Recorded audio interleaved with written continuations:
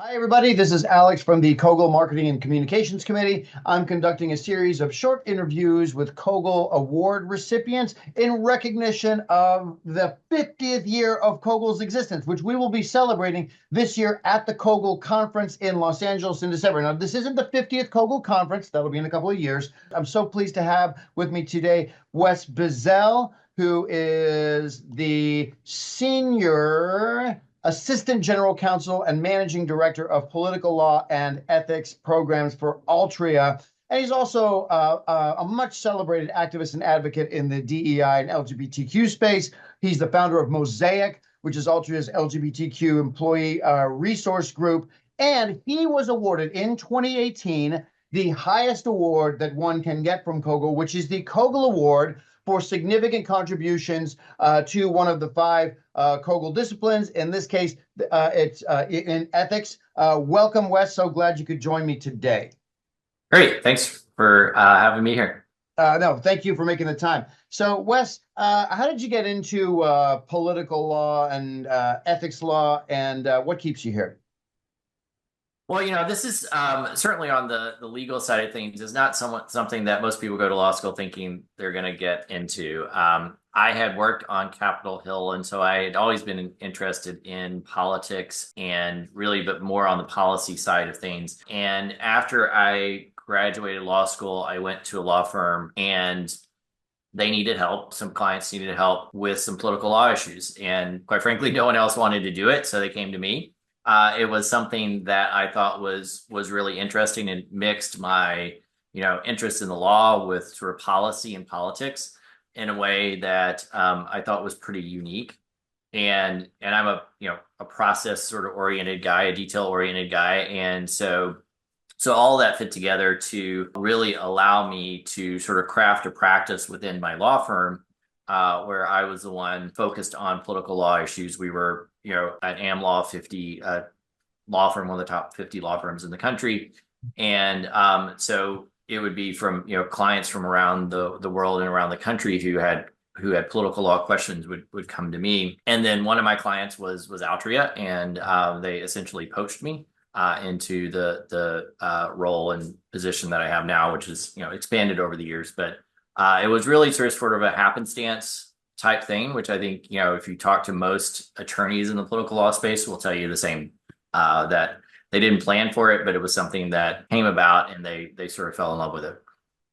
Yeah, that's true for me as well. I'm not even an attorney, but finding my job was sort of like falling in ethics was sort of like falling down the stairs a little bit, and I feel really lucky to have developed a practice that has been rewarding, but it certainly wasn't my plan when I moved to New York City 25 years ago. Detail-oriented, process-oriented, that's very true. And certainly COGEL has benefited from both of those qualities of yours tremendously with your work that you've given to COGEL in so many different ways. Can you talk just briefly about the different, first of all, when did you start coming to COGEL, and then what are the different roles you've played at COGEL since you started coming? So I think my first COGEL conference was in 2007. So I had not actually heard of COGEL until I came in-house to Altria, and someone one of my outside counsels had said, hey, are you aware of this organization? And so I started coming for a number of years, met some great people at that very first conference that, I continue to be friends with today. And, I think that's one of the very special things about COGEL is really develop sort of this family of ethics practitioners that you can rely on, not just for professional issues, but it can be a personal friend as well. And so came over the years, did a couple of panels through that time. And I think my first time on the program committee was in 2013 for the conference that was in Quebec City. And then started chairing the program committee in 2015, chaired it for 4 years through Boston and New Orleans and Toronto, and finally the Philly conference in 2018 was my last conference as co-chair. And built on the great work of those who'd come before us. But I think what what we were doing during that time period as COGEL was growing was really, you know, creating sort of a more professional conference and a more adding more sort of amenities to the conference, whether it's the dine around programs or some of the other programs that we created for that time period. And then went on to serve on what was then called the steering committee, but is now the board of directors for COGEL.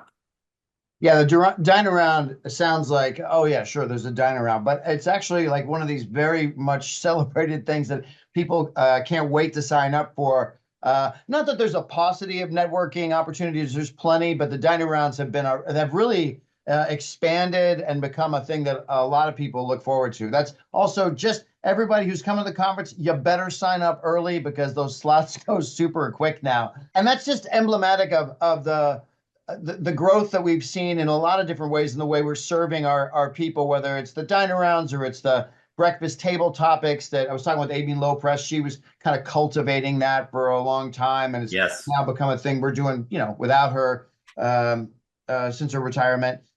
And that actually brings me to my next question, which is, so you've been involved with COGEL since 2007. Obviously, COGEL has changed the way it's done business, and has also the community it serves has somewhat expanded over that time. Is there any significant detail or the most significant detail do you think about that? When I think about COGEL's change, what's a big thing that comes to your mind?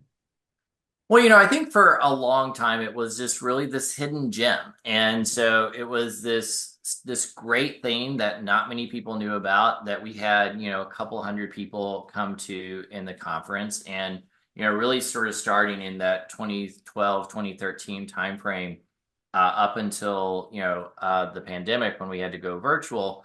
We grew exponentially. And it wasn't that there was this explosion of ethics or campaign finance or lobbying or election agencies or organizations, but we became more well known amongst the ones that were existing, and more people wanted to come because they really saw the value. And with more people, we were able to share more information and have more in-depth conversations and best practices, and really serve all of the 5 COGEL disciplines. And so I think that was really the change in the organization, where we got a little bit more of a spotlight on us. Around that same time, there was also much more of a concern about campaign finance and ethics in general. And so we were also able to garner the interest of more nonprofit organizations to participate as well. And so it really has grown exponentially. We were going through every year, up until the pandemic, we were exceeding the number of COGEL participants from the previous year, and sometimes by almost 100 plus people from year to year. And so it was really a great growth period.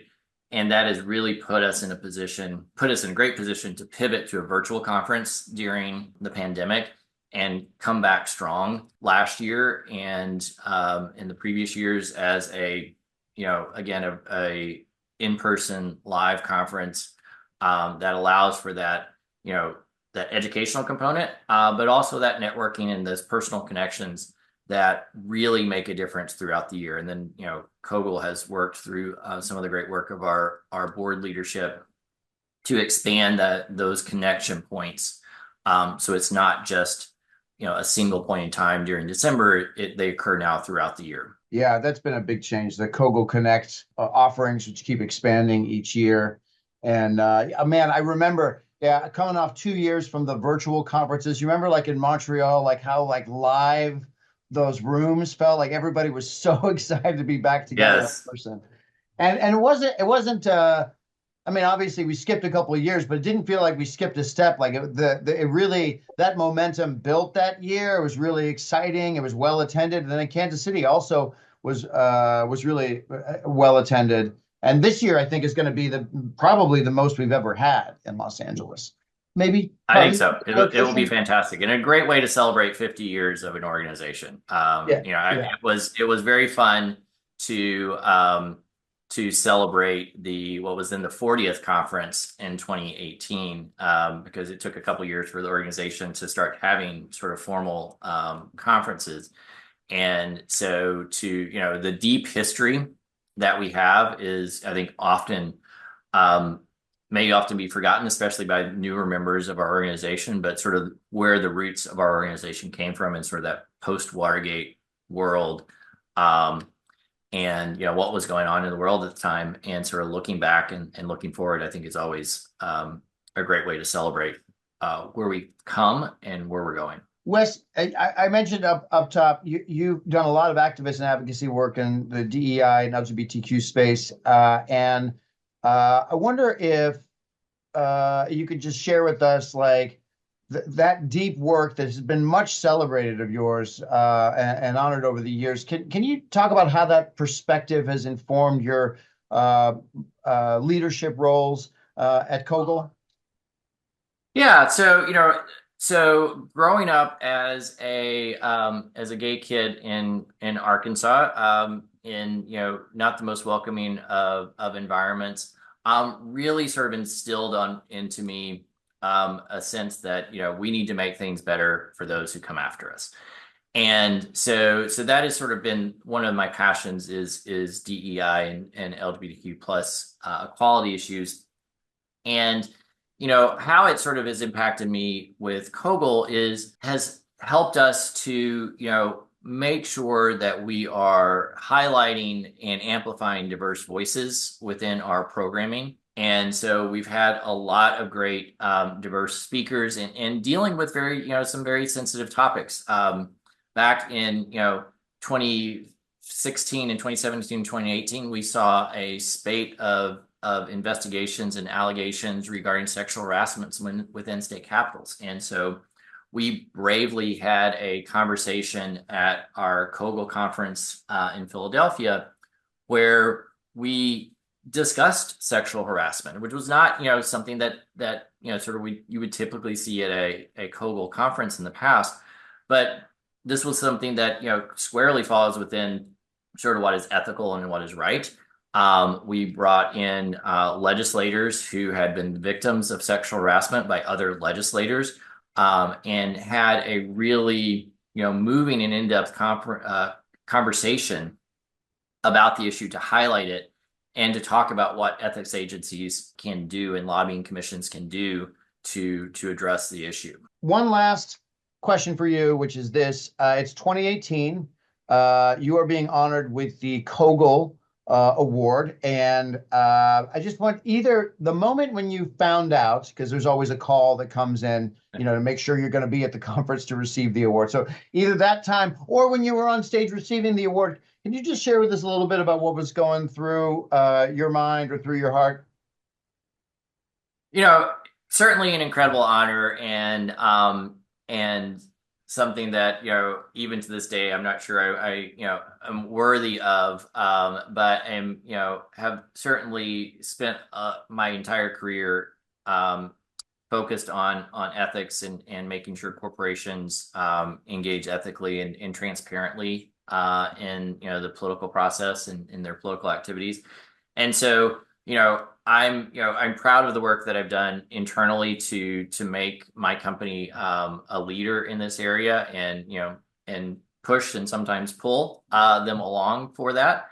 And I was really glad to be recognized for that work that we have as a company shown others how it can be done, and how companies should act. And so it was just an immense gratitude from an organization I care so deeply about, and to be in a list of honorees who include some stalwarts of individuals who have served our country or our Canada well in the areas of the 5 disciplines of COGEL.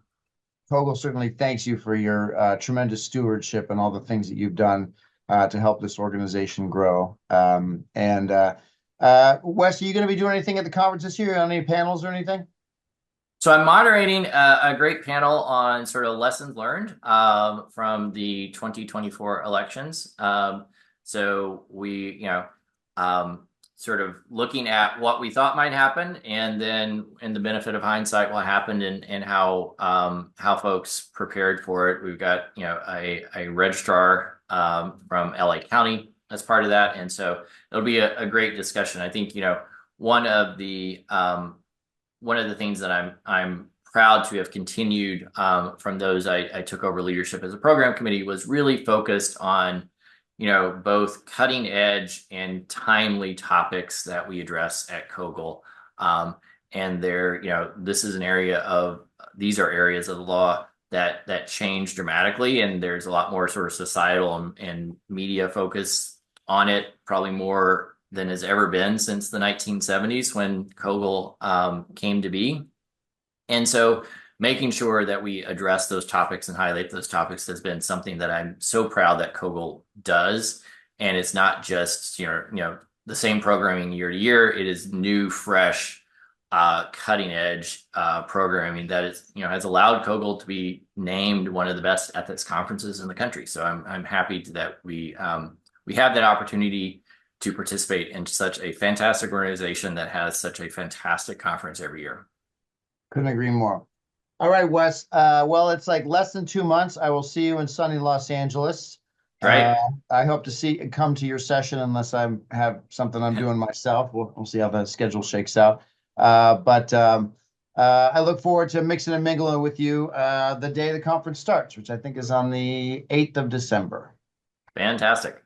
Okay. And thank you for your time today. I really appreciate it. Thank you.